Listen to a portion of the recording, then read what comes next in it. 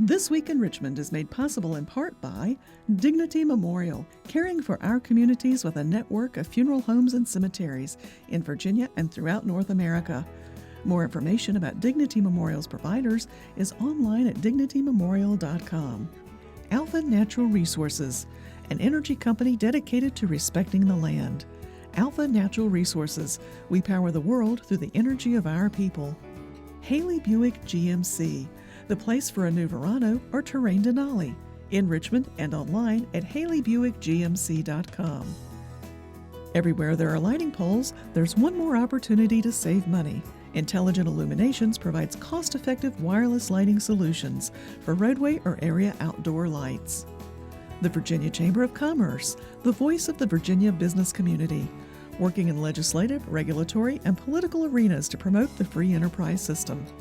So what do you do? Information about getting involved in advanced technology careers, making everything from clean energy to life-saving medicine, is available at dreamitdoitvirginia.com. Additional support is provided by these sponsors.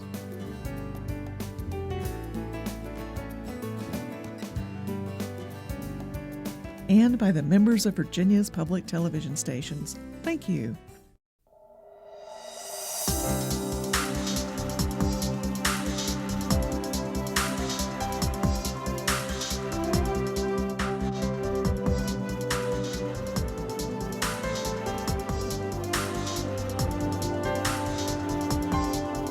Welcome to This Week in Richmond, and welcome back to Delegate Kirk Cox. We appreciate your being on This Week in Richmond and telling our viewers about some of the important issues.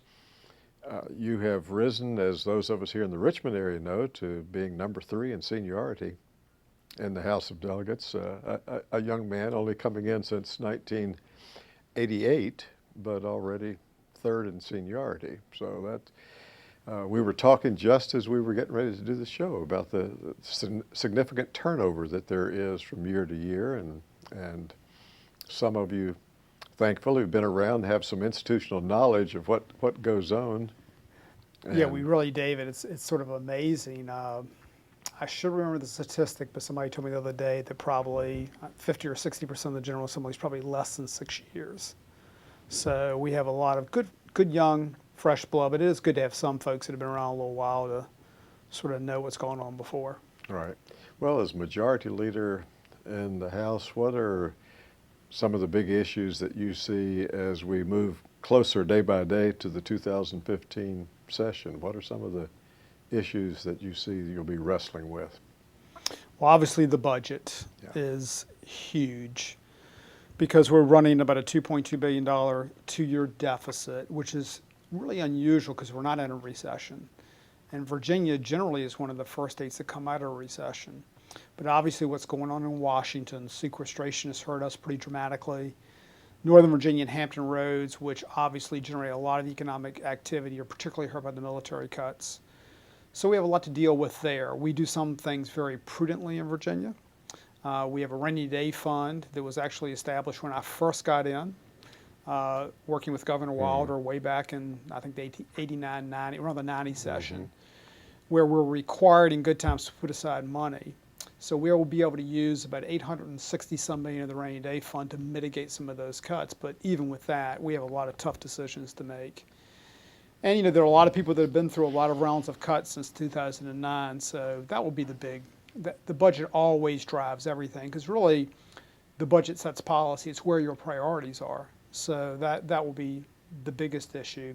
One that's near and dear to my heart is veterans issues. And so one of the things that I'll be working on, I've already put a bill in, which is really early, is I've proposed a bill basically to try to push forward 2 veterans care centers, state veterans care centers. We've heard a lot about the VA, but these are really models. These are partly state, partly federal funded, 35% state, 65% federal.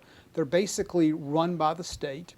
There's one in Roanoke, is the very first one, very well done. Has an Alzheimer's wing, a Wonder Garden, houses 240 veterans. We have one in Richmond at McGuire, which a lot of people are familiar with. It's actually named Sitter and Barfoot after 2 incredible Congressional Medal of Honor winners. And that's 160 beds, we're adding 40. But if you've ever been there, the veterans get the best of care. We don't have one in Hampton Roads, and we don't have one in Northern Virginia. And considering our veterans population, Maine has 6. We have 2. Now, I'm not taking a shot at Maine, Right. but I think most people would argue that Virginia's had a little bit more of a defense presence. Iowa has more than we do. So that is a priority. The state has actually put up their part of the funding. So we're trying to get the federal government to move us up on the priority list. We've met with Governor McAuliffe, who's pretty enthusiastic about it, so that will be a top priority to try to work with our veterans. You know, when you announced that now, a few weeks ago, and filed the bill, it was either in your announcement or from digging a bit, I saw that the General Assembly had approved the, might I say, the concept of those 2 facilities a few years ago, but the funds, I guess, the funds from the state and the funds from the federal government weren't. It's a great point. I mean, we approved the Hampton Roads facility. I think that goes back to 2007, and the Northern Virginia one several years ago. And I don't think the technicalities mean a whole lot, but on the state side, we basically said we would fund that with a treasury loan. A treasury loan is sort of a bridge loan. But we've actually moved that up into the bonding pool, which is a higher state priority. We actually put it ahead of the General Assembly building. You know, we were looking at doing another General Assembly building. That got to be controversial. So basically what I did is I went into that pool of money and I put the 2 Veterans Care Centers into that pool of money and moved it ahead of the General Assembly building. So I think it's really lifted its profile. And so we're really working on that. Anyone I can talk to from the federal side, that's the first thing I mention when they ask me about Virginia. So does that take then an appropriation or something from the federal government, put in the budget? Or Good question. How do they work that out? They have a priority list where they have all 50 states. We are actually 2nd and 4th. Hampton Roads is 2nd, Northern Virginia is 4th on the priority list for new facilities. And that sounds great, but we've been on the waiting list forever. And what happens is if someone has a health and safety issue or any kind of renovation to their existing facility, they come first. Well, instead of going straight down and finally getting the new facilities, when the new fiscal year comes up, they put all the new health and safety ones ahead. Well, they never allocate enough money to ever get to any new facilities.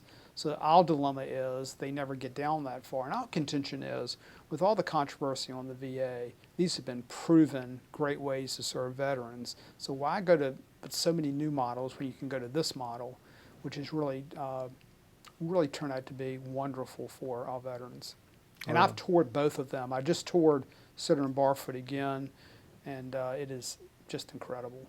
Well, I'll have to say I've been in that one to visit a friend, and it is very nice, very modern and up to date. You get a nice feel from being in it. They have great, old pictures from World War II and Korea. It is just, you have to sort of go through it to experience it. But the skilled nursing care and the high level of rehabilitation is just amazing. Now, not too long ago, you retired after a career as an educator and teaching. So are education issues, I know they're important to you, they're important to the General Assembly and to the governor. Are those some issues that we can expect back in 2015? There are. We made substantial progress last year in K-12. Probably the first words out of most people's mouths is, what are you doing about the standards of learning and the tests? Because you hear a lot about that. And it's interesting, I taught for 30 years, as you said. I actually came in with there no standards and no tests. And I don't want to go back to that because I can remember in those days, I'm a history government teacher, mainly government. But I can remember generally teaching with wonderful people. But I sort of used to laugh in those old days. Someone teaching U.S. history, I can remember teaching next to someone who loved the Civil War. Well, he never got past the Civil War. What's in a U.S. history survey course? You're supposed to be, actually Vietnam did happen, World War I did happen. And so with no tests, et cetera, no one rather knew that you got there. So the standards, I think, were helpful, but then we got up to 34 tests, and there was too much teaching the test, too much testing. So we cut out 5 tests this year in middle school. We'll look to refine that a little bit more to try to get that balance where there's still accountability, but it's more of a balanced accountability. And where can we get to more good critical thinking skills? There needs to be a balance between critical thinking skills and base knowledge. And so that's sort of what we're trying to achieve. Higher education, we've done a lot in higher ed as far as creating more slots at our state schools, trying to keep tuition down, which we've kept in the 4 to 5% range the last few years. Obviously, the adverse funding hurts, and our challenge this year is, a lot of people are going to be cut, but how can we minimize the higher ed cuts not to lose the progress that we've made over the last few years? And so that will be one of the challenges we'll face, especially with that access and affordability, which everyone talks about in higher ed, where you just don't price students and their parents out of the market. So when you're back in January and dealing with the budget, it's going to be knowing you have to make a significant amount of cuts, but trying to do what I think the monies committees have said and what the governor said, not just cutting everything equally, but trying to cut where you can and try to preserve it where you can. Exactly right. You really try, if you can, to avoid just across the board cuts. And I'll give you a quick example in higher education. It is when you cut just across the board, you've got some institutions, for example, that might have 96% in-state students, 4% out-of-state students. Their ability to raise revenue is much tougher because an out-of-state student is going to generate, as you know, because they have to charge 100% what it costs them to go to school. So quick hypothetically, it might be 20 million, it might be 20,000 for that student in-state, 40,000 out-of-state. So those schools that can generate a lot of out-of-state students, they're going to generate more money. So how do we sort of make sure we help out the community colleges, the Longwoods, and those, and make sure the cuts aren't disproportionate? So you're right, whenever you're looking at this, it's just not a matter of, let's just whack 7% indiscriminately across the board. And then you set priorities. What are your priorities? And then, how do you sort of do your cuts from there? So those are the biggest rocks. Any other real big issues that you see coming up in 2015? Well, obviously ethics will be a very big issue, and we're committed obviously to make more progress. Last year we limited what are considered really tangible gifts to $250. We'll have to go beyond that. One of the things we want to make sure we do is keep the public trust, and that's been shaken. So we'll be aggressive on that. We need to be. I need to look at basically everything we do. So that will be no doubt a big issue. And so there'll be a lot of others. Medicaid expansion was a big issue last session. It'll be interesting to see how big of an issue it is this session, but obviously that's a very contentious issue. Republicans in the House took basically the stance with trying to put 400,000 new Medicaid enrollees and expanded Medicaid on an already broken system. It's really problematic where we're at. And our biggest fear was that the federal government is struggling mightily now to fund state programs, would have a lot of trouble funding Medicaid expansion. So that's sort of another big issue. And it's the short session, so a lot to be packed in. The short session, and then when it's a short session, that basically, really the only major difference is we've done the budget for 2 years. We'll have to make a lot of adjustments to the budget. So that's the major difference. The short session was actually designed many moons ago in 1972 when it was put in to basically do just core types of bills. So we put a bill limit in for the short session, which is 15 bills. That was something I did several years ago, and it was an interesting debate on the floor. Some people thought that was a terrible idea. The guy got like 50 ideas. Yeah. I said, I probably haven't had 50 good ideas in my entire life, so you need to cut them down like I do. But we do have bill limits, so we see less bills in the short session, and we try to, not just do every little housekeeping thing in the short session. Delegate Kirk Cox, thanks for being on This Week in Richmond. We look forward to having you back as the session convenes. David, always good to be with you. Thank you. Thank you.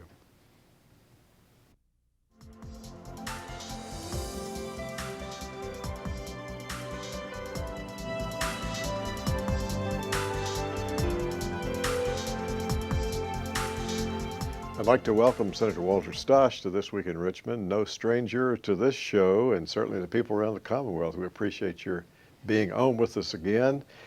Served in the House of Delegates from 1983 to 1992, and then in the Senate since then.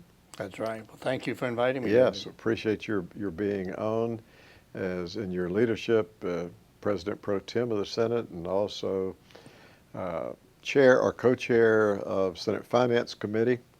You've been in both roles. That's right. And we're delighted to have you on to talk with our viewers about issues that you see as some of the the big issues that you all will be facing in 2015 session, which is not that far away? Well, we probably should start with where we are on the budget. As Yes. you may know, the governor has two advisory councils, an advisory group made up primarily of professional economists, and then he also brings together leaders of the business community, and through that process, they attempt to estimate what the revenues will be for the ensuing 2 years. And when that was done last year, those revenue estimates were more aggressive or more robust than now it looks like they might be. So we're now in the awkward position of having to go back and basically reopen the 2015 and 16 budgets and to make some additional cuts. So we're in that process now, and we'll be doing some of that this fall before we get into the regular session. All right, so working together with the budget, with the governor on the budget, there will be some cuts made before you all convene on January 14th. Well, we know we have to reduce the revenue another $800 million, and that's a big number, but keep in mind the general fund budget is about $17 billion per year. But nevertheless, once you program your spending, and that is communicated to agencies, state agencies, and local governments, they base their spending plan on that. So it's not easy to make those cuts. So we will probably try to figure out a way to use one-time dollars as much as we can to resolve the problem in 2015, and then there will be some absolute cuts in 2016 to make the balance. As you know, we have a balanced budget requirement in Virginia. We cannot spend more than we take in, unlike what we experience in Washington. Right.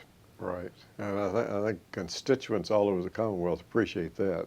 They do, that there's not. Well, they do. They understand they have to balance their budgets, and they appreciate us having that same duty.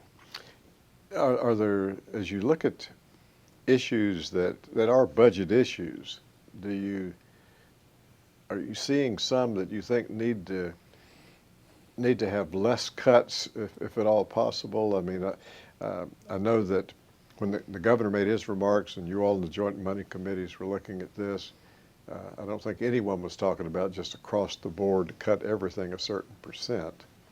The governor has requested a across-the-board cut from his agencies, but that is a request to see what they can do. Right.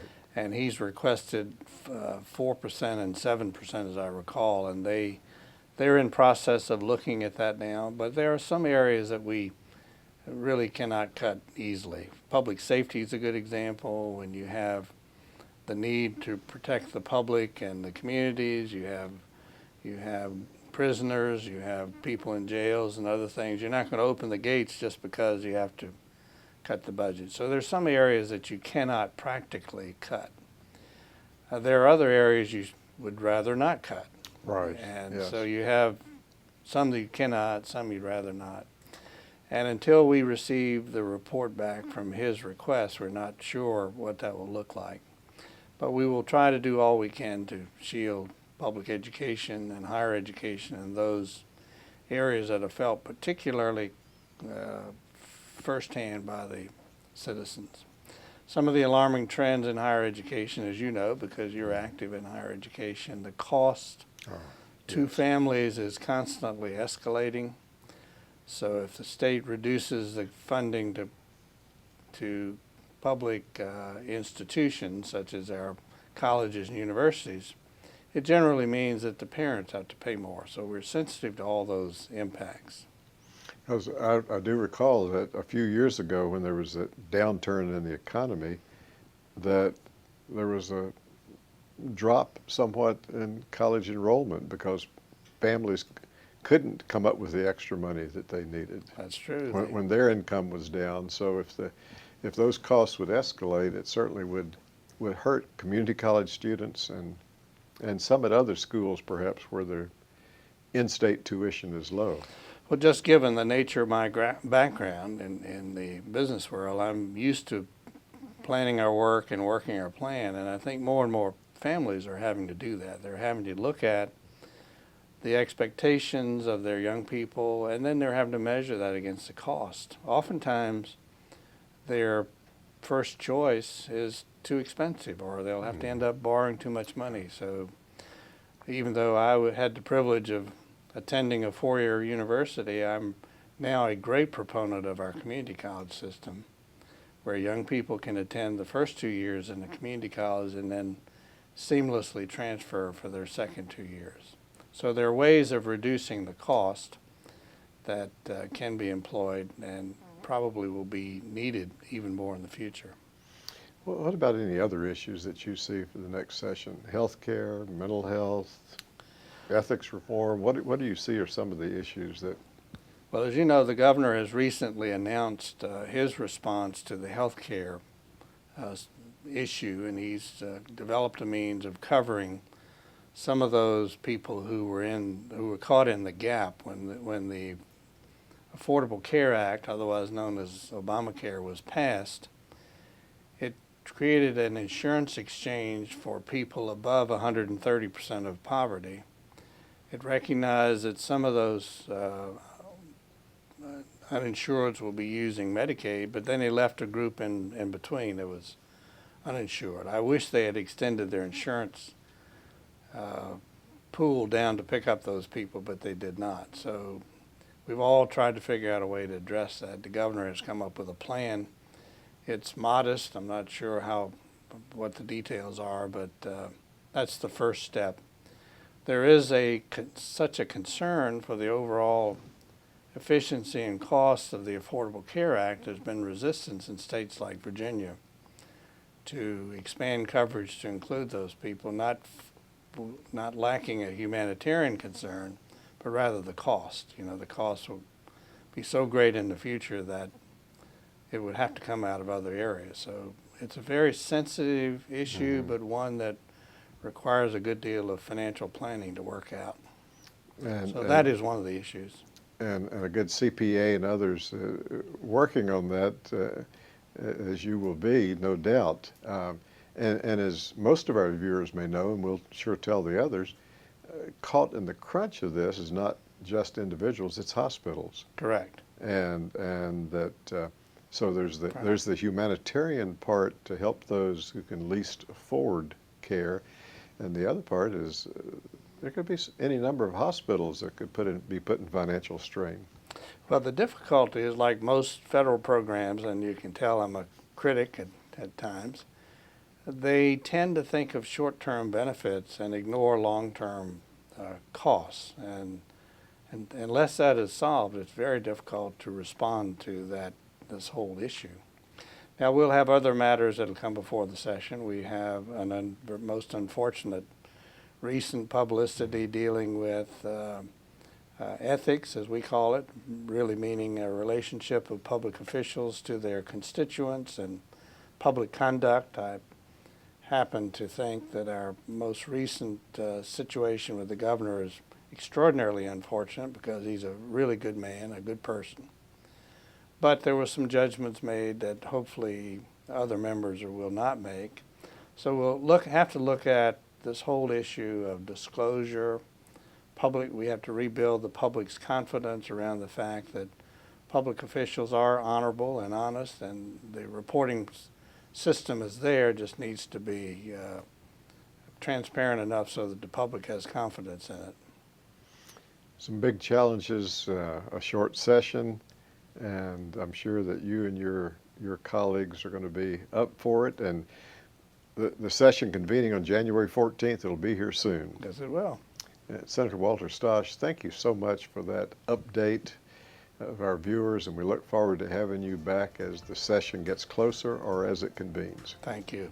Thank you, sir.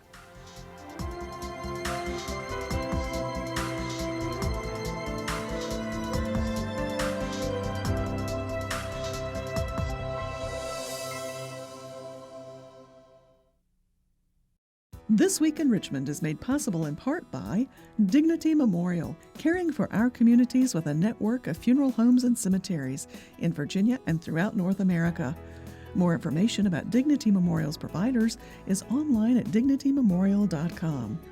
Alpha Natural Resources, an energy company dedicated to respecting the land. Alpha Natural Resources. We power the world through the energy of our people. Haley Buick GMC, the place for a new Verano or Terrain Denali. In Richmond and online at haleybuickgmc.com. Everywhere there are lighting poles, there's one more opportunity to save money. Intelligent Illuminations provides cost-effective wireless lighting solutions for roadway or area outdoor lights. The Virginia Chamber of Commerce, the voice of the Virginia business community, working in legislative, regulatory, and political arenas to promote the free enterprise system. So what do you do? Information about getting involved in advanced technology careers, making everything from clean energy to life-saving medicine, is available at dreamitdoitvirginia.com. Additional support is provided by these sponsors.